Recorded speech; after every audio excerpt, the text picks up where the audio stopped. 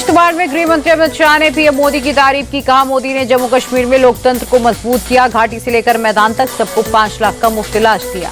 गृह मंत्री अमित शाह ने फारूक अब्दुल्ला पर निशाना साधा। पूछा, आपकी 3 पीढ़ियों ने शासन किया, लेकिन क्या जम्मू कश्मीर के लोगों को कभी भी 5 लाख का मुफ्त इलाज दिया?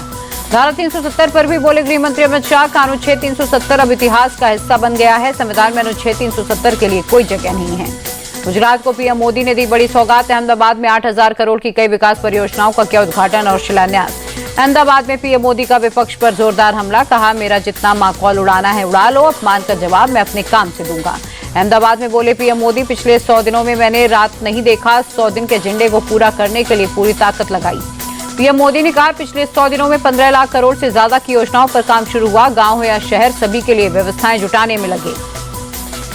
हरियाणा में सिरसा विधानसभा सीट से बीजेपी उम्मीदवार ने नॉमिनेशन वापस लिया। गोपाल कांडा की पार्टी एचएलपी को समर्थन देंगे रोहतास जांगड़ा। कहा, कांग्रेस को रोकने के लिए फैसला किया।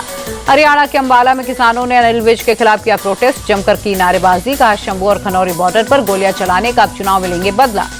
यूपी बीजेपी अध्यक्ष भूपेंद्र चौधरी का केजरीवाल के इस्तीफे को लेकर बयान। कहा, ये सब उनकी ड्रामेबाजी जनता सब जान गई है।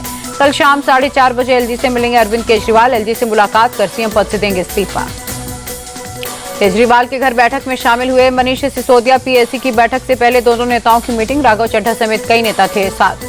दिल्ली विधानसभा के अध्यक्ष से मिले सीएम केजरीवाल। पद से इस्तीफा देने के प्रस्ताव पर चर्चा। कहा, सितंबर में ही बुलाया जा सकता है विधानसभा का सत्र।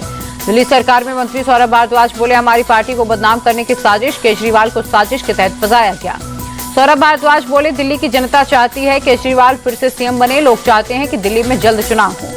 सौरभ भारद्वाज ने कहा, केंद्र सरकार एजेंसियों का दुरुपयोग कर रही है। बीजेपी को लेकर जनता में नाराजगी है। केजरीवाल के इस्तीफे के फैसले पर बोले समाज सेवी अन्ना हजारे, मैंने हमेशा से उन्हें राजनीति में नहीं जाने की दी थी सलाह। केजरीवाल के इस्तीफे के ऐलान पर बोले झारखंड बीजेपी चीफ बाबूलाल मरांडी, वे समझ गए हैं कि दिल्ली की जनता उनसे नाराज है। नाराजगी कम करने का एकमात्र रास्ता इस्तीफा। रेल राज्य मंत्री रवनीत बिट्टू ने राहुल गांधी पर निशाना साधा। कहा, वो हिंदुस्तानी नहीं है, देश के नंबर 1 टेररिस्ट हैं। एक देश एक चुनाव को लेकर बोले कांग्रेस नेता पी चिदम्बरम, एक देश एक चुनाव संविधान में पॉसिबल नहीं।